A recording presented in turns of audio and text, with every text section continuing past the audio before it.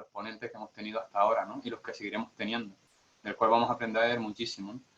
Bueno, chorlitejos o chinijos y chorlitejos únicos, la verdad que el nombre salió así un poco a bote pronto porque se decidí un título y bueno, pues rápido. Bueno, básicamente porque el archipiélago chinijo como tal es único en a nivel nacional. A nivel canaria, evidentemente, es lo máximo en aves marinas, con una biodiversidad increíble, por el cual tiene la figura de protección como el paisaje natural, espacio natural, tiene reserva integral, etcétera, etcétera, reserva marina. Y bueno, es un auténtico referente en biodiversidad a todos los niveles, ¿no? Pero no solo en biodiversidad, geológicamente, culturalmente, históricamente, representa la verdad que tiene unos valores a conservar que tenemos que estar muy orgullosos de pertenecer y de tener un enclave de este tipo, ¿no? Bueno, chorlitejo porque es el único zarapico o zarapito que nidifica, o playero, que nidifica en Lanzarote. Y bueno, y las características de uno y otro hacen que realmente sean únicos en todos los sentidos. Ahora lo explicaré un poquito con más detalle, ¿no? Quiero también agradecerle a todas las personas que por una u otra razón no han podido entrar en esta presentación con fotografías o nombre, porque son cientos o son decenas y todas forman parte de todo esto que he estado haciendo hasta ahora, ¿no? Y que sigo haciendo hasta ahora, ¿no? Bueno, pues a ver si se ve perfectamente esto. Bueno, ¿por qué archipiélago chinijo? Bueno, es difícil no enamorarse de un espacio como este, ¿no? Es bastante complicado. Yo diría que en este sentido tiene una magia que ahora mismo no podemos encontrar en parte o gran parte de nuestro territorio. Debido al aumento poblacional o también a la industria del turismo, sobre todo a raíz de los 80 o de los 90 con el boom de la construcción, pues llegar a un lugar, un sitio en el que esté conservado hasta cierto nivel la biodiversidad, pues es difícil hoy en día, ¿no? Aunque en el antaño, hace un siglo o dos, pues las islas se utilizaron pues, para pastoreo, en Algranza incluso se llegó a desarrollar parte del cultivo, pues parte también de los propietarios, incluso del farero. Estos ecosistemas se han ido recuperando poco a poco a raíz de su protección y su erradicación de cabras, conejos y de ratas en casi todos los islotes, ¿no? Bueno, pues aquí vemos pues, la parte sur de Montaña Clara, en la anterior pues aquí veríamos la parte norte. Parte sur desde la playa de la Concha, tenemos el Roque del Infierno, Roque del Oeste. Estos tienen una belleza singular que atrapa desde el primer momento.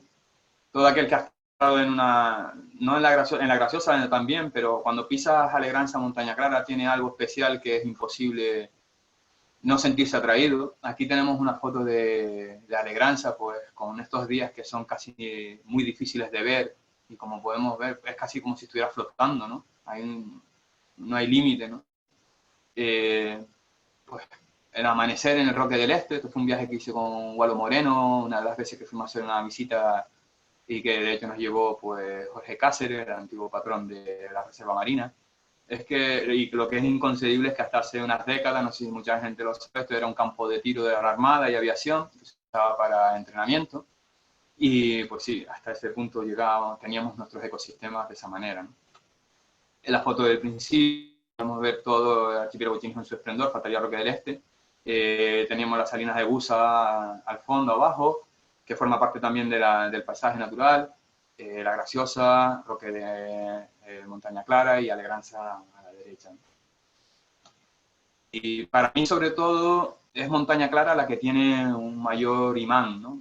El que ha visitado esto, ha tenido el privilegio de visitar estas islas o estos islotes por trabajo, porque hemos hecho algún trabajo de campo o alguna acción. Es un auténtico privilegio sentirse en un espacio como este que parece que estás en Marte, ¿no? Parece que estás en otro planeta. Los que trabajamos en el medio natural y tenemos la suerte de estar en estos lugares, la verdad que no tenemos nada que envidiar a personas o trabajadores o amantes de la naturaleza o biólogos que trabajan pues, Galápagos, Seychelles. Nosotros tenemos nuestro propio archipiélago Chinijo, nuestro propio emblema, y creo que debemos sentirnos orgullosos, por lo tanto, de estos paisajes, ¿no? Y, por supuesto, apoyar su conservación en el futuro, ¿no? ¿Cómo empiezo aquí? Pues bueno, en una parte, la primera vez que hablé con Alessi sobre la temática de la conservación de Chinijo y de un poco mi experiencia personal en Chinijo, pues lo que quería que expresáramos era un poco nuestra parte, nuestro desarrollo personal, nuestras interacciones, qué ha significado Chinijo para nosotros, ¿no? La verdad que para mí, desde el principio, de la primera vez que pude pisar, o tenía oportunidad de poder pisar Alegranza, era el culmen, ¿no? De llegar a un espacio al que muy difícil se podía llegar, y encima pues poder conocer parte de su biodiversidad. A raíz de la llegada de WWF con su delegación en Canarias a finales de los 90, con Ezequiel Navío a la cabeza, pues se empiezan a desarrollar distintas actividades, distintas acciones, y una de ellas era pues ir a Alegranza, quedarse en el faro, participar como voluntariado pues a recoger residuos y evitar un poco, pues en mayor medida, el furtivismo o el pardeleo, ¿no? Durante varios años fui asistiendo, y esta es una foto del 2001, pues ya casi 20 años. Esto en la parte norte, arriba en la caldera, en la cuerda de la caldera, pues, visitando una zona de nido de pollos de Halcón de Leonora. En esa época tengo que reconocer que los conocimientos eran mínimos sobre la biodiversidad que nosotros teníamos o albergábamos en este enclave, y de algún modo pues no sabías muy bien o cómo recibir toda esa información, ¿no? Porque es que es brutal, ¿no? Las sensaciones que recibes y toda la cantidad de conocimientos que vas adquiriendo, no llegas a procesarla, ¿no? En un primer momento, ¿no? Lo bueno es que hacíamos otras actividades. El año siguiente, pues aquí hacíamos censos de intermareal, pues a través de una cuadrícula, contando pues invertebrados, moluscos, lo que fuéramos encontrando. Y luego, evidentemente, la interrelación con la gente que estábamos allí. Aquí tenemos una buena representación de parte de los ponentes que van a participar o que han participado, que van a participar en este seminario, y los que han participado en Alegranza. De toda índole, de todas las características. Mira, empezando por la izquierda, tenemos a Manuel Chiape, que ahora es investigador en Argentina, colaboró muchos años con Laura Gangoso en el estudio de Leonora, y previamente a eso su tesis fue sobre el guirre en Fuerteventura. Enrique Luque, técnico de campo. Gualo Moreno, que estuvo de coordinador con WWF muchos años, y luego empezó a trabajar con Laura Gangoso en el Halcón de Leonora. Laura, que lleva 15 años, que ya nos hablará de su experiencia tanto del guirre como con el Halcón de Leonora. Pilar, y ya tuvimos la oportunidad de conocer las vivencias y peripecias de Ginés, ¿no? De cómo se creó todo el espacio natural y sus peripecias y sus sinsabores muchas veces de intentar llevar a buen fin un proyecto como este, ¿no? Claro, todo esto está en la parte de la noche, es cuando tú conversas sobre lo que ha pasado durante el día, sobre las opiniones personales, experiencias, vivencias, qué puede pasar, y es la parte más amena de la jornada, ¿no? Y porque realmente parece que vas allí, la gente piensa que vas de vacaciones, pero trabajar en un enclave como este es duro.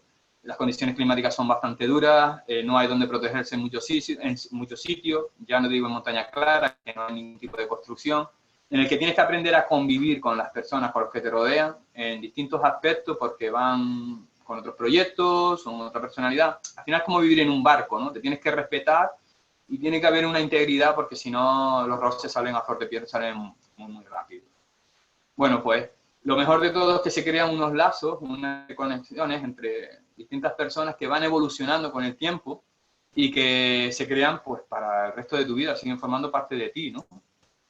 Yo dejo de ir a Alegranza, pues a participar con WWF durante varios años, y en el 2006 vuelvo, más perdido que anteriormente, que en los años anteriores, y aquí ya conozco pues a Benearo y a Irán. Benearo Rodríguez y Irán Rodríguez son de Buenavista. Ellos son dos biólogos, ahora mismo son la máxima referencia pues en Canarias, aves marinas y sobre todo contaminación lumínica. Entonces, ellos de alguna manera me hacen ver pues la importancia y la relevancia no solo de las aves marinas, sino del enclave. Y una de las cosas que me frustró a Benearo, es el hecho de que alguien de Tenerife tiene que venir a contarme que supuestamente yo tendría que saber, ¿no? Que es ser yo de Lanzarote, pues tendría que saber más cosas, toponimia, el significado de alegranza a nivel de biodiversidad, todos estos aspectos que de una manera tú crees saber, pero que realmente son nada. Bueno, es más, a día de hoy sabemos menos porque me hago más preguntas, ¿no? Pero bueno, fue un poco el boom, el que te abre los ojos en este sentido, y ahí ya cuando vuelvo a Lanzarote, pues ya lo primero que compré fue unos prismáticos, una guía y hasta la fecha, ¿no? Y lo que les comentaba, sobre todo conocer gente. Siendo la raíz archipiélago chinismo, las experiencias son, y los caminos por los que luego surge todo son increíbles, ¿no? Empiezas a conocer, pues bueno, ya conocen a Walo, Laura, aquí tienes a Juan Manuel Barroso, a Juan Luis Barroso, perdón, técnico de campo de la Estación Biológica de Doñana. Después conocí a Juan Amat, que es uno de los máximos representantes o máximos exponentes del choritejo patinegro a nivel internacional. Con él coincidí en un congreso y fue el apoyo luego para empezar a desarrollar el trabajo de choritejo patinegro que veremos a continuación. La formación como anillador, pues continúa y me voy al País Vasco pues a través de Aranzadi, conozco a Rubén Piculo, a Carmele Gallastegui, y de hecho sigo colaborando mismo con Aranzadi con distintos proyectos, incluido el de formación como anillador en Canarias, que se está haciendo por primera vez, ¿no? Pues a nivel profesional ya en otro ambiente, pues trabajo con Montaña Clara también, con Marcel Gil, Juan Bécare, en este caso acompañado de Steve Menzi de la BTO. Y aquí estamos con el dedo levantado porque era la primera vez que anillábamos una pardela chica con un PTT, que es un sistema de seguimiento por satélite, en directo, por el vivo, por decirlo de alguna manera, que puedes saber la posición exacta del animal según tú configures el aparato, ¿no? No sé para ir la cosa, conozco también a Carlos Armas, a Fran Rodríguez, aunque esté dado de espaldas, un biólogo como la copa de un vino, biólogo marino, y un ilustrador impresionante, ya veremos después parte de su trabajo que les voy a presentar luego. Y sobre todo, pues ya para terminar, los fundadores del GONI, pues los hermanos Siberio, ¿no? Juntamente con los hermanos Rodríguez, Lolo y Felipe Siberio, pues son la base también del GONI. Son grandes representantes del conocimiento no solo de la biodiversidad, sino también de las rapaces, principalmente, con múltiples publicaciones sobre, principalmente del del guincho, tagarote y cuervo, y conocedores de la biodiversidad, pero vamos, a todos los niveles, ¿no? Bueno, pues esto es un poco la parte personal, ¿no? La parte que te hace evolucionar y ver que hay muchísima gente, igual que nosotros, que somos amantes de lo que nos rodea y que luchamos duramente por intentar conservarlos y mantenerlos en vilo, ¿no? Muchas veces es un trabajo no gratificado porque lo haces sin que te den un duro, poniendo todo de tu parte, tu cariño, pero lo haces con todo el amor del mundo solo por poder conservarlo para las generaciones futuras, que es de lo que realmente estamos intentando llevar a cabo, ¿no?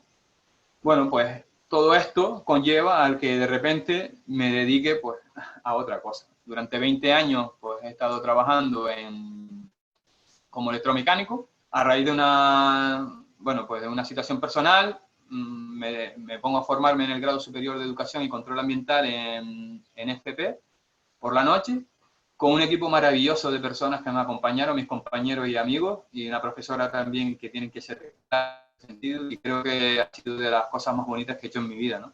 Ya con 40 años te dedicas a esto, ¿no? Empiezo a desarrollar proyectos personales, como el proyecto de la Marina Arrecife, que es sacar a los niños con prismáticos y una plantilla y enseñarles a identificar pues todo lo que nos rodea. Un enclave tan ejemplar como puede ser la Marina Arrecife, que no hay ningún otro similar en Canarias, ¿no? Entonces, enseñamos la relevancia que tiene este enclave en una ciudad, ¿no? Que tan desaprovechados están. Y era increíble ver las caras de los chinijos, y no solo de los chinijos, sino de los profesores o de los padres que acompañaban en el descubrimiento, ¿no? No solo ya de aves, sino ictiofauna, invertebrados marinos, moluscos, Balonia garópila, algas marinas. O sea, es una auténtica maravilla la que tenemos ahí, que todavía no sabemos explotar o no sabemos darle el partido que se merece.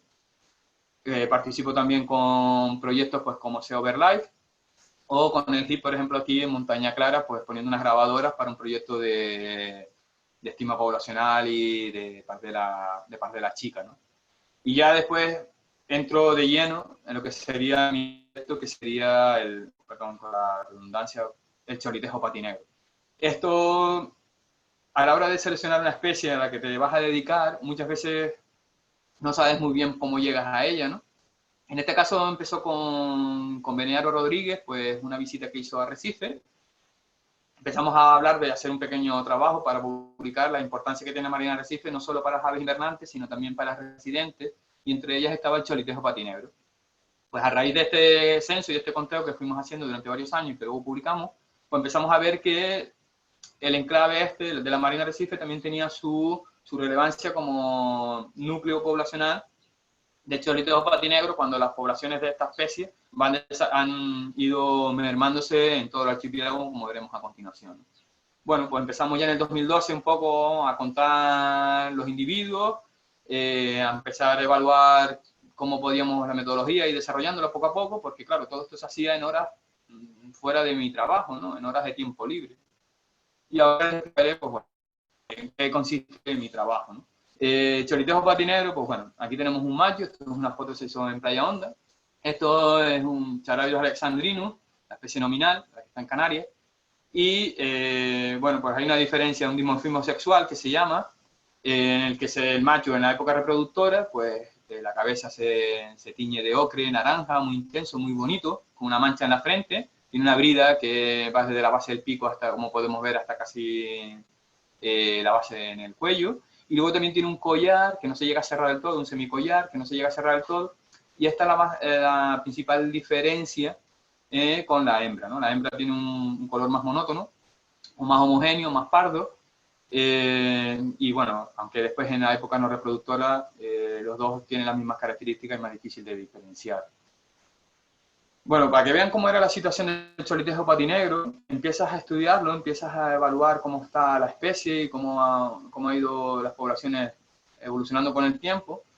Esto es una referencia que saqué del libro de Bannerman, Birds of Atlantic Island, dedicado a Canarias, y básicamente lo que describe es que en todo el archipiélago el cholitejo patinegro se puede encontrar durante todo el año y es, con mucho, el ave zancuda más numerosa de cualquiera de las islas que he visitado. Como pueden ver, pues se pueden imaginar, hace 60 años, pues las playas completamente desiertas, simplemente pequeños núcleos poblacionales que se dedicaban pues a la pesca artesanal, a algo de cultivo y poco más, en el que la especie era dueña y señora del territorio, ¿no? Sobre todo una especie que nidifica en las zonas costeras, en playas, ¿no?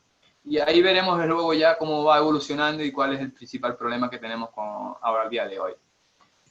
Bueno, pues para que vean un poco cómo ha sido la población o la evolución de la población durante todo este tiempo, si aquella frase se publicó en el 63, en el 95 Lorenzo y Emerson hicieron un censo y estimaron que la población llegaba a 304 parejas en toda Canarias. En el 2013 publicaron, bueno, es otro informe que tiene el gobierno de Canarias, la estima ya baja a la mitad, entre 120 y 188. Algo pasado para que solo en 50, 60 años la población haya de ser básicamente que lo podías ver en cualquier sitio, ahora que lo esté reducido básicamente a 120, 188 parejas en todo Canarias, constatándose la desaparición de Tenerife como reproductora, aunque se siguen viendo algunos individuos, no se descarta que pueda estar reproduciéndose, pero es muy probable porque hay muchos observadores y no han constatado este hecho desde hace ya varios años. Y en Gran Canaria solo queda actualmente una pareja que crió el año pasado y este año todavía no se ha constatado la reproducción de la misma en Gran Canaria. O sea que mucho me temo que va por el mismo camino que Tenerife si no actuamos cuanto antes. Bueno, pues por circunstancias que no entiendo muy bien, la especie nunca se ha estudiado en Canarias, sino además, aparte de unos pequeños censos poblacionales y unas pequeñas estimas poblacionales y datos pues, que se publicaron al principio en los 90 por Toño Lorenzo, de nidificación y demás, no hay un conocimiento exhaustivo de su biología, ¿no? Bueno, antes de todo eso, pues hay que dar a entender, o hay que dar a conocer un poco la especie, vemos el largo, el peso y la apertura alar, un dimorfismo sexual, que ya hemos comentado previamente. Con la fecha de las puestas, la bibliografía te dice que la especie en Canarias empieza de febrero a junio. Lo que tenemos que tener en cuenta, varios aspectos en este sentido, ¿vale? La especie es una especie territorial, entonces la especie llega en diciembre, empieza en los territorios donde se va a reproducir, ya los machos ahí tienen la cabeza pintada o la cabeza ya ha mudado el plumaje y la tiene de color naranja, se vuelve más agresivo, ya se fortalecen o se crean las parejas, empieza la defensa de los territorios y en enero ya tengo constatado pues ya reproducción o sea, puestas del cholitejo en enero, ¿no? Porque hemos encontrado pollos en la segunda semana de febrero. Por eso es importante, de cara al futuro, en el futuro plan de conservación de la especie, establecer diciembre ya como época de reproducción, porque el bicho no llega allí, o el cholitejo patinero no llega allí y pone el huevo y ya empieza la reproducción, sino que hay un cortejo previo, hay unos preámbulos que hay que tener en cuenta y que son importantes a la hora de conservar un territorio o un lugar para que la especie se reproduzca. Realiza las puestas en un pequeño cuenco en el suelo y son normalmente 2-3 huevos, llegando a realizar 2, incluso 3 si tiene una pérdida, ¿no? Actualmente, pues la especie está catalogada como vulnerable pues, a raíz de la ley del 42-2007 y del catálogo canario de la ley de especies protegidas 4-2010, ¿no? Pues empezamos la campaña de anillamiento de la especie en el 2013-2017. Hasta la fecha se han anillado 250 individuos, 158 pollos y 92 adultos. En este sentido, hay más de 1000 recuperaciones que ahora explicaré en qué consisten, y en el que hay 73 recapturas en otra isla. ¿Qué quiere decir esto? Pues de los individuos anillados, se han anillado en una determinada isla y luego se ha hecho una recaptura, se ha hecho una observación de este individuo en otra isla diferente. Pues tenemos constatado movimientos desde La Graciosa a Lanzarote, de La Graciosa a Fuerteventura y de Lanzarote a Fuerteventura también. Ahora lo veremos.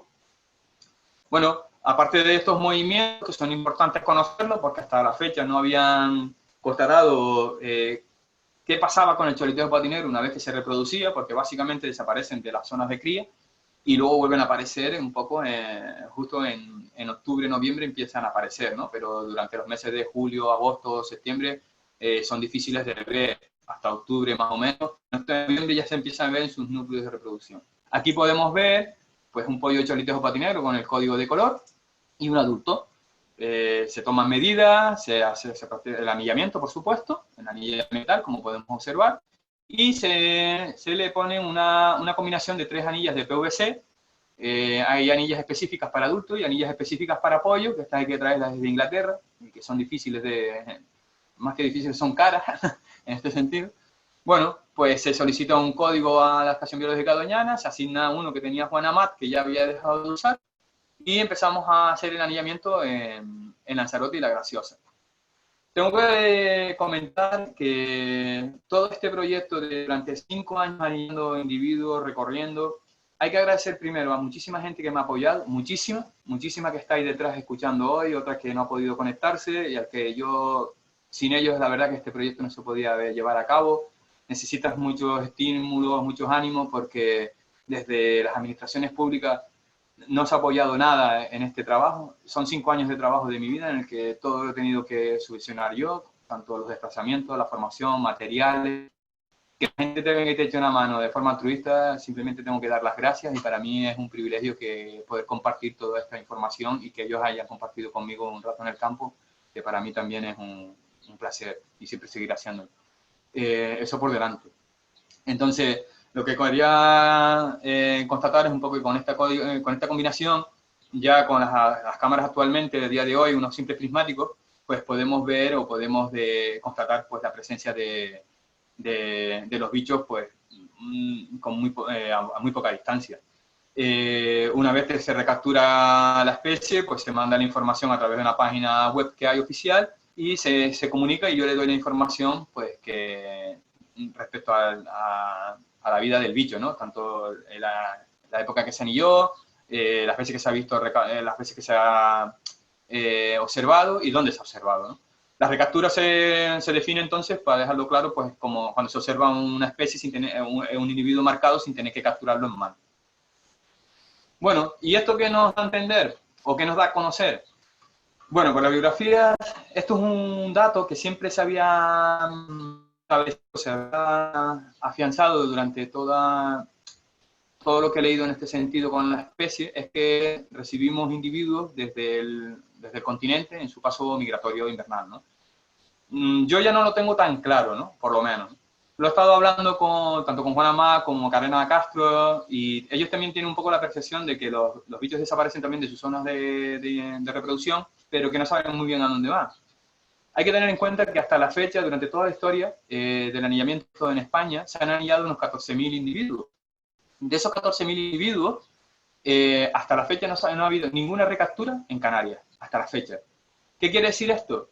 O los bichos son demasiado o muy fotográficos, o los movimientos de dispersión son mínimos o casi inexistentes. Es más, las recapturas de bichos de choritejos patineros anillados en península en Marruecos son más bien escasos. Estamos hablando de unos 20 individuos, 30 recuperaciones como máximo, cuando tenemos anillados casi 14.000 solo en España durante 30, 40 años.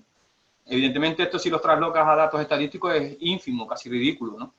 Lo podemos achacar, pues, yo que sé, a tormenta, podemos achacar a movimientos con otros grupos como pueden ser vuelvepiedras, corrimos tridáctilos o choritejos grandes que se pueden juntar y se pueden desplazar, ¿no?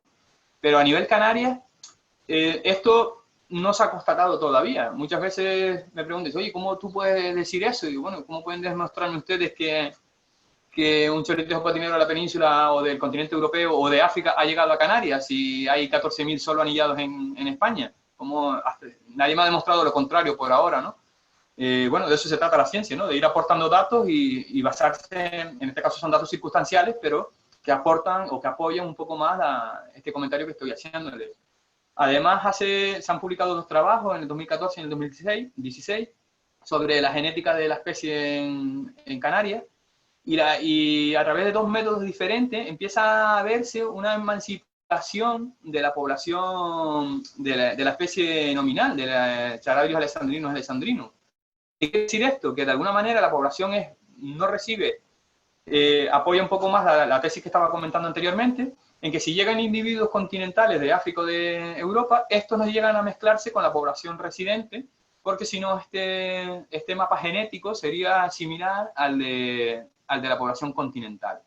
Que estos dos trabajos de dos autores diferentes, con dos análisis diferentes, es verdad que la muestreo era pequeño, pero ya son una base genética, los dos muestren que hay una diferenciación incipiente de la genética de la especie, nos da a entender que no hay mucho movimiento, ¿no? Que el bicho se queda aquí en Canarias. Aún así hay movimiento, y esto es uno de ellos.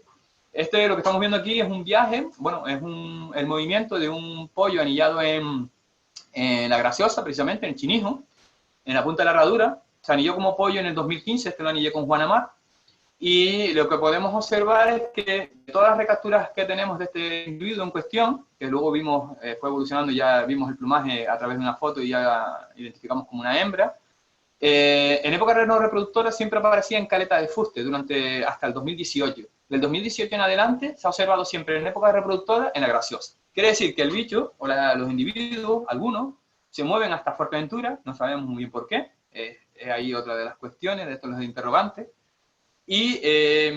pero que vuelven a su lugar de nacimiento para reproducirse.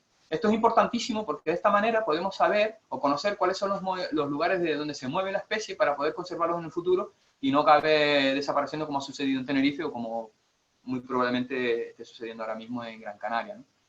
Tenemos otro ejemplo que sería un individuo anillado, una hembra también anillada en Janubio en el 2017, en el que todas las recuperaciones son en Fuerteventura. Se ha quedado ahí, se anilló allí como adulto y ya se quedó después en Fuerteventura. Se ha observado tanto en la parte de Playa de la Barca, al sur, en Cofete, luego se vio en Pájara y se ha vuelto a ver otra vez en Playa de la Barca.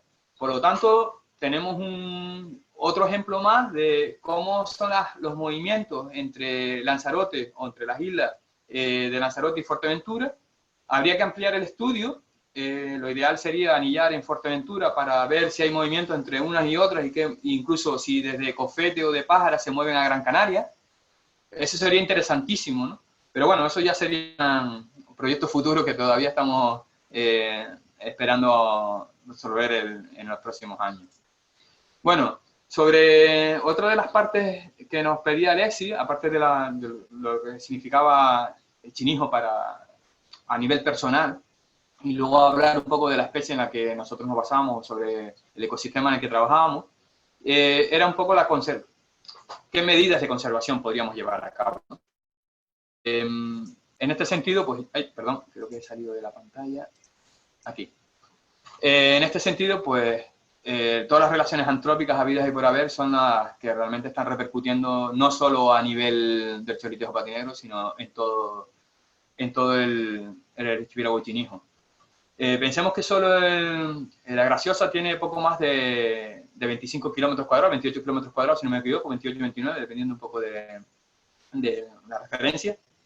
Y en eso, la presión humana es brutal. Hemos pasado el año 2018-2019, se han constatado movimientos de pasajeros solo en Órsola, eso según datos del ISTAC, movimientos de pasajeros en el muelle de Órsola, de 500.000 de personas. O sea, un territorio de 28 kilómetros cuadrados, que es espacio natural, que es reserva integral, que es reserva marina, que reciba 500.000 de personas al año, es inconcebible. ¿Sabes? La presión es brutal. Mucha gente reacciona a este dato diciendo que, pues bueno, que muchos son gracioseros, pero es que da igual que seas graciosero, que seas de Nueva Zelanda, que seas alemán.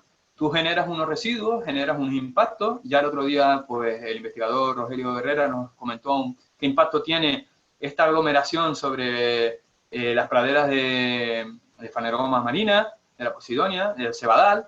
Vemos cómo se generan toneladas de residuos que hay que sacar fuera de la isla, cómo la presión antrópica, pues vemos aquí, por ejemplo, cómo hay dos personas con el perro caminando pues, por donde les da la gana, básicamente, gente caminando por donde sea. Esta es una de las mejores zonas donde se reproduce el chorlitejo patinegro, que es entre lo que sería Caleta del Cebo y la playa del Francés. Pues vemos el tránsito de bicicletas, construcción de goros aquí a la derecha, pisoteo por cualquier lugar en cualquier época del año sin ningún tipo de control. Está claro que esto es uno de los ejemplos que hablábamos de que hay que corregir, no solo ya a nivel canario, sino en particular con la Graciosa, porque esto lo que va a conllevar es a morir de éxito, ¿no? Creo que esa es la mayor desgracia que puede tener un enclave como esto, es que su belleza sea también casi su sentencia de muerte, ¿no? No estamos a esos niveles, pero si estamos en el punto de inflexión en el que tenemos que tomar medidas cuanto antes. Ahora mismo se está redactando otra vez el plan rector de uso y gestión de este espacio, de este enclave, debido a una sentencia en la que se derogó el plan anterior. Y creo que se va a tener en cuenta muchas medidas que hasta la fecha, porque el otro era muy antiguo, de hecho no constataba ni el chorlitejo patinegro como especie dentro del catálogo de fauna. Entonces creo que se va a aportar muchísimo y que sobre todo la gente no vea la protección del medio natural como algo contrario al desarrollo económico, sino es al revés. O sea, la conservación de un espacio lo que hace es ponerlo en valor y esa puesta en valor lo que hace es que tú puedas exigir a la hora de llegar a la isla. En vez de traer 100.000 personas que paguen 1 euro, pues trae 100 personas que paguen 1.000, ¿no? Al final la gente va a ir, el que quiera ir va a venir. Hay ya archipiélagos que funcionan así como Galápagos, incluso la Segland también funciona de esta manera, ¿no? Que tú pagas por ver un espacio realmente conservado y en el que tú tienes unas nociones y unas condiciones para poder pasear o disfrutar de él. ¿Y qué impronta tiene esto en el chorlitejo patinegro? Pues como comentábamos, nidifica en el suelo, nidifica en playa, y este es el mayor problema. Aquí tenemos, pues, ¿qué pasa? Esto es un pollo de chorlitejo patinegro, que si tú coges el pollo, tú caminando por la playa, y el pollo te ve, automáticamente se tira en el suelo, y no se va a mover ni va a decir absolutamente nada. Los padres sí que van a hacer algunas maniobras de extracción, pero si tú te sientas muy cerca o lo que sea, y dependiendo un poco de las condiciones climáticas del día, el pollo puede morir tanto de inanición, como puede morir por un golpe de calor, o puede morir de frío. Pierden calor muy rápido, y pueden morir básicamente en minutos, ¿no? Y ya con el calor es exactamente lo mismo. Y si no son pollos, pues las puestas, que son nidos son crípticos, aquí vemos la destrucción de un nido en arrecife, pues fíjense este camuflaje, ¿no? Tienes que tener el ojo muy entrenado para poder encontrarlo, y cualquier persona, pues si se tumba en la playa o pasa con la bicicleta, la puesta pues la podemos dar por perdida prácticamente. Con lo que ya para finalizar, lo que quiero sobre todo es llamar la atención de tener expectativas, de poner en valor nuestro patrimonio natural, que creo que realmente estamos en un momento en el que se tiene que llevar a cabo este cambio de modelo. No podemos seguir viviendo de un modelo turístico en el que en los años 90 venían 5 millones de personas y actualmente vienen 16 millones de personas.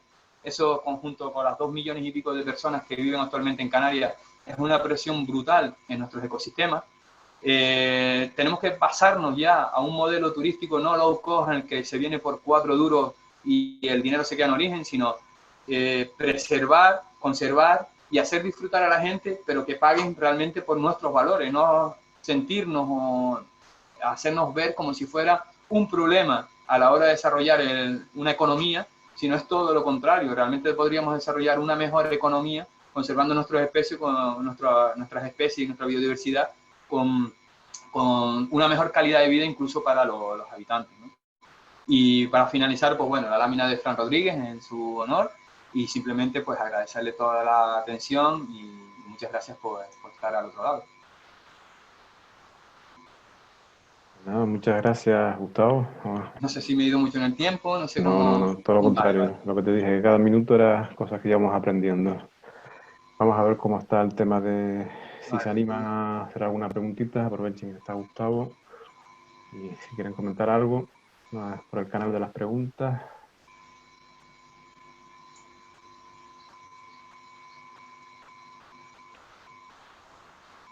A ver. Preguntas y respuestas. Vale, ahora lo veo. Sí, ahora viene ya la primera. Bueno, ¿cómo se encuentra? No sé si ve el cuadro, me ve a mí, no sé exactamente qué estoy No, viendo. no, no. El cuadro no lo ven, solamente te ven a ti. Vale, vale, perfecto. Bueno, la población actual de las islas, bueno, pues se estima más o menos entre 120 y 188 parejas. En Tenerife ya básicamente se ha extinguido como reproductor, aunque se siguen viendo algunos individuos, hembras, adultos, por separado.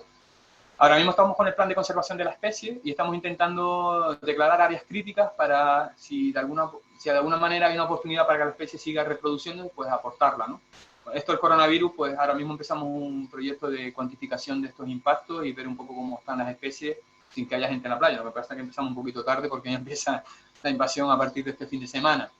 En Gran Canaria quedaba una pareja y en Lanzarote se estimaba que unas 20, 40. Yo estimo, esa estima que se hizo en un primer momento, se hizo fuera de las fechas recomendadas para hacer el censo, básicamente porque el gobierno de Canarias en esa época estableció unos criterios un poco análogos, un poco anómalos, por decirlo de una manera, y no se captó completamente esa reproducción. Pero calculo que en Lanzarote puede haber unas 60 parejas, 50, 60 parejas a día de hoy. No sé, estoy hablando un poco, hace un par de años que no hago el censo, pero a grosso modo está así.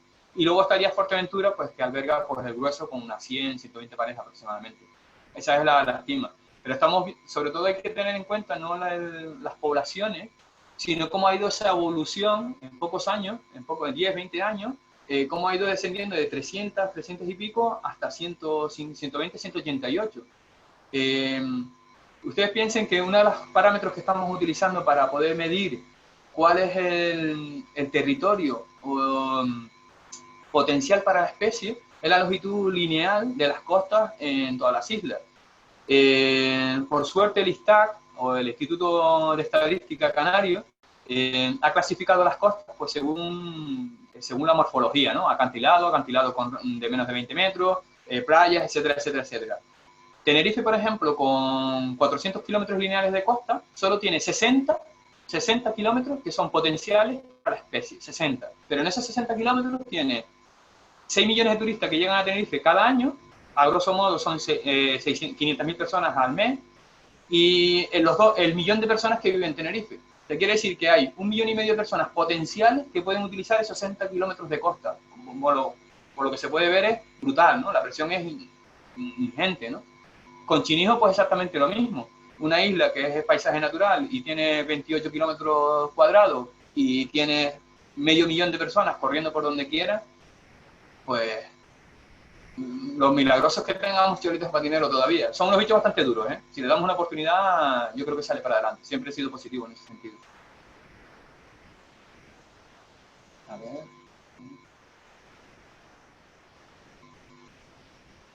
¿Hay diferencia entre hembras y machos? No hay muchas, suelen estar a la par. Hay estudios en el que, dependiendo un poco de la estadística utilizada, te dan un ratio más o menor de machos y hembras, pero normalmente suele ser a la par. Cuando tú vas a zonas de invernada o ves cuando empiezan las puestas, normalmente cuando hacen los censos, las parejas están equiparadas, ¿sabes? No hay, puedes ver un macho, puedes ver una hembra que no tenga pareja en ese momento, pero es muy difícil, es muy raro verlo. Normalmente es bastante equitativa el ratio entre machos y hembras, aunque realmente no se ha estudiado, la verdad. Hacen falta más medios y, como les comentaba, el trabajo que se ha hecho Cholitos Batinegros, sobre todo en Lanzarote y La Graciosa, ha sido íntegramente sufragado por mi bolsillo, ¿no? Entonces son 5 años que, bueno, yo espero que en poco tiempo podamos ver frutos de este trabajo, pues ya estamos con análisis y con proyectos futuros de publicar, pues, trabajo sobre la población en Lanzarote y La Graciosa. Y si además de la recaptura existe otra modalidad de control del anillamiento. Bueno, se utiliza el anillamiento de código de color porque básicamente es el más sencillo sin tener que molestar a la especie o al individuo, ¿no? Tú capturas un individuo una vez, lo mides, lo pesas, y una vez que le pones las marcas de colores, es muy fácil poder saber los movimientos de la especie con un telescopio, con unos prismáticos, sin tener que volver a molestarlo. Es verdad que le provocas un perjuicio, evidentemente, porque la especie no ha nacido con anillas, ¿no? Se las has puesto tú. Pero bueno, se supone que eso compensa luego los beneficios que va a obtener la especie a raíz de la investigación y de los datos que tú obtengas en pro de la conservación, ¿no? Entonces, de eso es de lo que se trata, ¿no? Es un pequeño sacrificio que hacemos con los individuos, con la especie en cuestión, pero que en el futuro va a ser fundamental para la hora de conservarlo, que no se extinga, ¿no? No desaparezca de nuestras costas, ¿no? A ver qué dice. Vale. Entiendo que el principal problema que ha tenido la especie es la destrucción y alteración de su hábitat. Por supuesto, o sea, si tú reduces el espacio donde nidifica la especie, al mismo tiempo, pasa que son distintos factores, ¿vale? Tienes que tener en cuenta que no solo la destrucción, tú al destruir parte de nuestra costa, reduces el espacio donde se reproduce, pero al mismo tiempo también hay un aumento poblacional y ha habido un aumento exponencial del turismo. Al mismo tiempo que hay un aumento poblacional, hay un aumento de presiones, pues, antrópicas, animales domésticos, especies introducidas, residuos que se dejan por todos sitios. De alguna manera es como una sumatoria de afecciones que se suman a la destrucción del hábitat, evidentemente, ¿no? Pero son muchos factores, y seguramente otros que no estamos teniendo en cuenta, como puede ser el cambio climático y el aumento del nivel del mar, que ya lo estamos poniendo en el plan de conservación, porque de algún modo el calentamiento global y el aumento de los niveles del mar va a tener consecuencias nefastas para la especie, porque va a cubrir o va a eliminar determinadas áreas o territorios que ahora mismo está ocupando o que son un potencial bueno para la especie, tienen unas condiciones favorables para la especie. Entonces, eso ya lo estamos teniendo en cuenta a la hora de elaborar el plan de conservación. Pero además, hay que tener en cuenta la contaminación lumínica, no sabemos muy bien qué está pasando, no sabemos si contaminantes químicos están en algún tipo de efecto en las poblaciones, sobre todo que están al sur, debido a la llegada, pues, de emisarios submarinos que luego en temporadas del este llevan esas corrientes hacia la costa y transmiten todos esos contaminantes, no sabemos si tiene algún tipo de repercusión o no. Bueno, hay distintas teorías que también estamos manejando ahí, pero no queremos meternos en camisa de once varas todavía. ¿Cómo combinarías el uso de las playas de forma sostenible y la presión a la que se somete? Uf. Este es el gran hándicap del plan de conservación de la especie. Hay que trabajar, desde hace años se establece ya, hay el libro blanco de la educación ambiental. La educación ambiental ahora mismo es básica. Antiguamente se elaboraban planes de conservación o de gestión de espacios naturales de forma vertical, en el sentido de que un estamento a nivel nacional o europeo marcaba unas directrices, marcaba unas normativas y se ejecutaban desde arriba abajo, ¿no? Territorio nacional, regional, local, etcétera. Hoy en día eso ya es inconcebible, porque tú tienes que tener en cuenta distintos sectores sociales que se aprovechan o disfrutan de esos enclaves. Aunque estén perjudicando, tú no puedes de la noche a la mañana decir aquí no entras, porque lo que vas a crear al final es una reacción contraria, que es decir, oye, tú me vas a quitar este espacio, pues no colaboro o no participo en la conservación. Hay que ir de la mano y para ello es fundamental la educación ambiental. Hoy en día sin educación ambiental no podemos conseguir ningún objetivo que nos podamos proponer a la hora de conservar o proteger cualquier espacio especie que nos queramos proponer para el futuro. Entonces, yo creo que la educación ambiental y la información son clave. Son tres ejes en los que nos basamos para conservar cualquier espacio y cualquier territorio. En un lado es la investigación, porque la investigación lo que hace es descubrir cómo funciona, cuáles son la biología o los comportamientos de una especie o de un hábitat. La legislación, que ya está hecha en muchos sentidos. ¿Por qué? Porque la legislación lo que hace es poner en valor o conservar, aplicar normativas de gestión, normativas sancionadoras o planes de recuperación mediante unas herramientas que se desarrollan para ello. Y luego está la información. Si tú no tienes la información, las personas que utilizan un espacio o un hábitat pueden destruirlo sin tener ningún tipo de conciencia de que están destruyendo un espacio, pero básicamente porque lo desconocen, ¿no?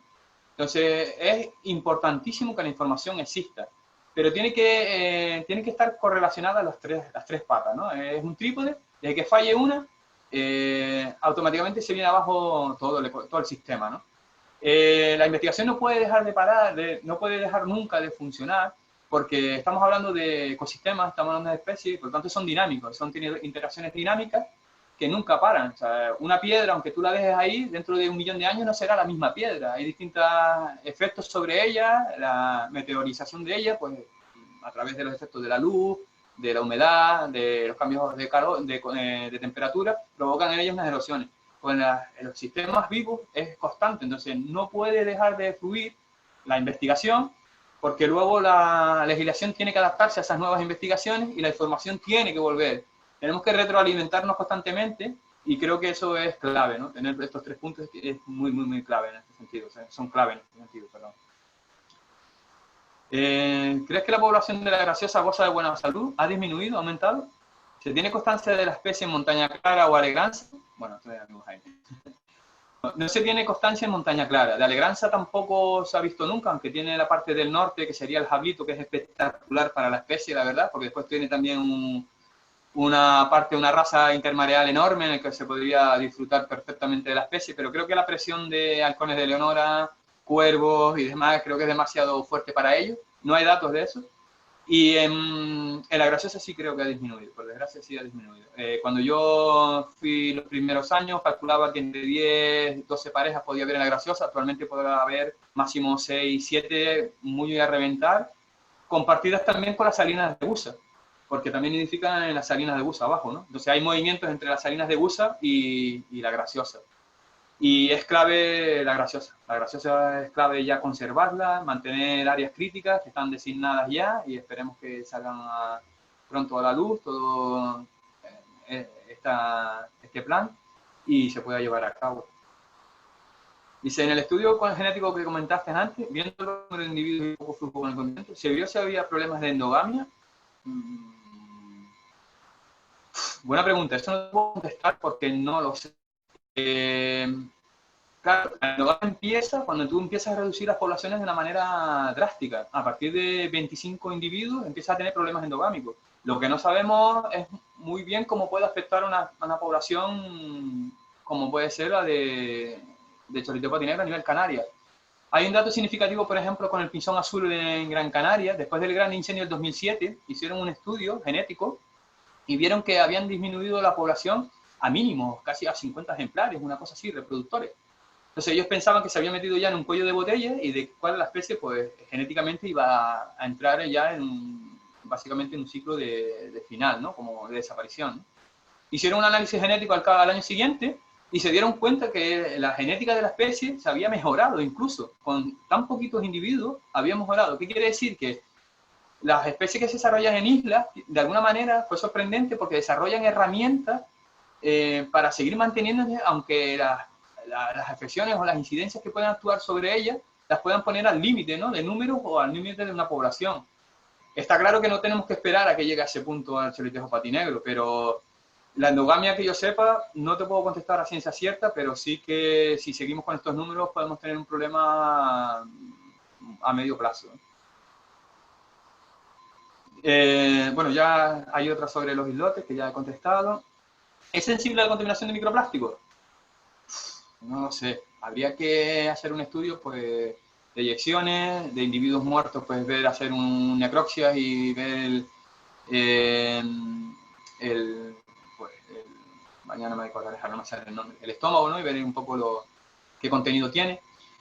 En teoría no debería tener esa presencia de microplásticos, se alimentan básicamente de invertebrados. No lo sé, ahora mismo el microplástico está apareciendo en tantos organismos y en tantas especies que no sería descartable, no te puedo afirmar lo contrario, pero, o sea, ni sí ni no, pero no sería descartable.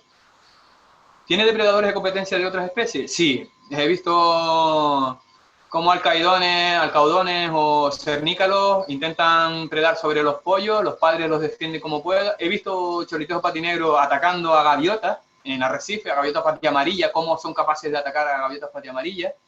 No he presenciado la depredación por parte de un chorlitejo patinegro, sino restos de gatos, que eso sí que es el gran problema que tenemos. Las especies introducidas o las especies asilvestradas, ¿no?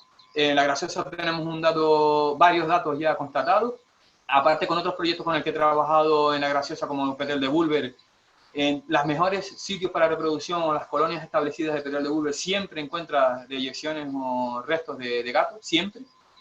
Timanfaya, otro tanto la misma, el cual ha desaparecido ya casi el Petrel de Bulwer cuando era una de las mejores colonias que había en Lanzarote. Y el gato siempre está de la mano, ¿no? Entonces tenemos un problema de conservación importante que se me olvidó antes mencionar, y tanto los gatos como las ratas es con cámaras de fototrampeo que estamos utilizando también para Pardela Chica, Petrel de Bulwer, incluso para Rabejunco Eterio en Fuerteventura, hemos visto cómo en acantilado la rata aparece, o sea, donde menos te lo espera aparece. Entonces sí que las ratas y los gatos juegan un papel fundamental en la conservación, no solo del chorlitejo patinegro, sino de una gran biodiversidad, desde pequeños insectos hasta pequeños micromamíferos, musaraña inclusive, la galotia, o sea, no solo el chorlitejo, sino todo lo que engloba los distintos hábitats, ¿no?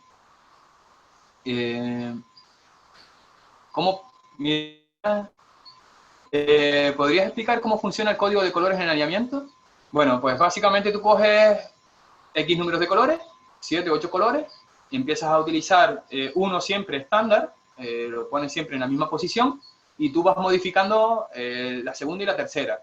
Pues la primera, si por ejemplo tenemos rojo, azul y verde, pues la primera anilla será el primer anillo que marcamos en rojo, azul, verde, la segunda será rojo, azul, amarillo, la tercera rojo, azul, tal, así sucesivamente hasta que termines todos los colores de la tercera anilla. Cambias la segunda anilla y empiezas otra vez el código de color, y así sucesivamente. Cuanto más anillas tienes de colores o cuanto más colores tienes, más combinaciones puedes hacer. Lo bueno del chorlitejo patinero, utilizamos 3. Ya estoy a punto de terminar la secuencia, creo que era hasta 315 combinaciones, si no me equivoco, las que tenía posible. Voy por 250. La siguiente combinación pues ya sería pasar de la pata derecha, que llevan 2, y la izquierda 1, pasar a la izquierda 2 y poner una en la derecha. Sería la siguiente combinación. Dice, el plan de conservación de la especie, ¿qué medidas de conservación incluye principalmente? ¿Se plantea traslocar huevos reintroducción? Buena pregunta. No, hasta la fecha, a ver, esto se utiliza, no se ha planteado, la verdad. Yo con las conversaciones que he tenido con el gobierno de Canarias no lo hemos planteado. No lo he planteado porque para tú poder trasladar o hacer una traslocación de huevos o de individuos a otra isla, tú tienes que tener una garantía de que esa población se va a mantener estable y se va a mantener en el tiempo. Las dos únicas poblaciones que existen, una en Tenerife y la otra en Gran Canaria, la de Tenerife es en el Médano. Eso es increíble ahora mismo, la presión a la que está sometido ese espacio. El kitesurf es uno de los mayores deportes con el mayor incidencia en aves costeras y limícolas que existe. De hecho, hay estudios ya, muchos estudios que especifican cuál es la influencia del kitesurf en las limícolas, y donde hay un kitesurf no encuentras no hay ni una ave, ninguna ave costera en ese sentido. Eso por un lado. Hoy mismo he hablado con el supervisor de la Charca Más Paloma, que trabaja en el Cabildo de Gran Canaria, con Jiménez. Juan Miguel, ay Dios, ya se me acaba de terminar. Jiménez, que creo el apellido, disculpen si no me acordaba. Y me acaba de comentar que este año no se ha constatado el chorlitejo patinero nidificando. El año pasado sí estaba, que estuve allí y pudimos ver los pollos. Y este año ya no se ha constatado. Pero es que si vas a la Charca de las Palomas te deprime, ¿no? Entonces Entonces, traslocar huevos a una zona en la que en que van 1 millón de turistas, en el que pasan por donde quieran sin ningún tipo de control, en el que la conservación de la laguna está conectada a pluviales, basura, plástico, la gente se salta a la valla para sacarse fotos, no se plantea, porque no tienes un ecosistema, no tienes un hábitat totalmente adecuado o con las condiciones mínimas en que se puede conservar en el futuro, ¿no? Ahora, en las playas del Parque Natural de la Albufera de Valencia, además de la destrucción del hábitat por pisoteo de las dunas, especialmente los ambientes dunares, parece que las molestias de los usuarios hacia el chorlito provocan que las presas que allí nidifican no llegan a tener éxito en la reproducción. Las parejas que allí nidifican no llegan a tener éxito en la reproducción. Claro, es lo que comentábamos, si la nidificación es en el suelo, y yo recuerdo, por ejemplo, habían 2 parejas que criaban en la playa de la Concha, en Arrecife, y habían 2 zocos de piedra en el que la gente iba con la bicicleta y tú veías ellos intentando esquivar las bicicletas como podían, y era increíble, ¿no? Que aún así ellos quisieran reproducirse. Es más, por reproducirse, yo los he llevado a constatar la reproducción en la piscina antigua del islote del Francés, en las jardineras. O sea, en la piscina vacía del islote del Francés, tú ibas, y en la jardinera, que tenía como 1,70 m de alto y era básicamente de 1 metro de ancho, en el jardín, en el rofe, criaron ahí, y los pollos morían porque cuando fueron a robar el cable había una arqueta de luz, abrían la tapa, la dejaban abierta, los pollos caían dentro de la arqueta y se morían los pollos ahí dentro. O sea, esto es así de triste, ¿no? Entonces dices tú, bueno, la especie llega a reproducirse en una zona como una piscina artificial. Pues sí, se reproduce en una piscina artificial, pero la pregunta que nos tenemos que hacer es, no es si se llega a reproducir, es que, ¿qué pasa? Se reproduce ahí porque no le queda otro remedio, ¿no? Es que básicamente el bicho busca un sitio donde poder reproducirse. Su biología le dice que tengo que poner un huevo, que tengo que reproducirme, pero ¿dónde lo pongo? Pues donde puedo, ¿sabes? Entonces ahí tenemos una confrontación constante entre la reproducción de la especie y el uso de las costas, ¿no? Dice, bajo tu criterio de experiencia, ¿cómo es el futuro de la especie? ¿No? Dice, porque en el último censo de 2017 realizado en Málaga no fueron alentadores, al menos en determinadas zonas de la provincia. Es que no me extraña, ¿sabes? Que Málaga, estuve en Cádiz este año en el Congreso de SEO y es otro tanto lo mismo. O sea, a nivel mundial, todos los limícolas están perdiendo población a pasos agigantados, en algunos casos por el cambio climático, en el que cada vez tienen que ir más al norte. En este caso, pues la presión humana son brutales, más en zonas costeras, en el que compartir el espacio con turismo y con el uso de las playas, pues no se ve como una prioridad la conservación, sino básicamente como una molestia. Entonces, por lo tanto, estamos teniendo problemas de conservación y de uso, ¿no? Pero básicamente por falta también creo que de educación ambiental y de información. Dice, no es una pregunta, simplemente un comentario de cosas que pasan en las playas anteriormente mencionadas. Sí. Es Barcelona, está funcionando actualmente. La vigilancia permanente para la conservación, dice, desde Barcelona me preguntan, ¿la vigilancia permanente para la conservación de la especie está funcionando actualmente? En Canarias tenemos un problema ahora mismo, un déficit de personal, de agentes de medio ambiente, de implicación por parte de las administraciones, tanto locales, insulares como regionales. Con este gobierno ahora mismo puedo constatar que se ven luces con ganas de cambio. Lo hablo por comentarios que me comentan desde la Consejería de Medio Ambiente del Gobierno de Canarias. Del Cabildo exactamente lo mismo. Son pequeños pasos, piensen que acabamos de hacer un cambio de gobierno recientemente, hace un año prácticamente, entonces, y aún así se están viendo cambios que ojalá vayan en la dirección correcta y un poco en lo que de aquí pues recomendamos, ¿no? Que es la conservación del espacio y sobre todo educación ambiental, y integrar, hacer un cambio de modelo económico, no de low cost, sino de potenciar y poner en valor nuestros valores biológicos para la conservación de todos los espacios.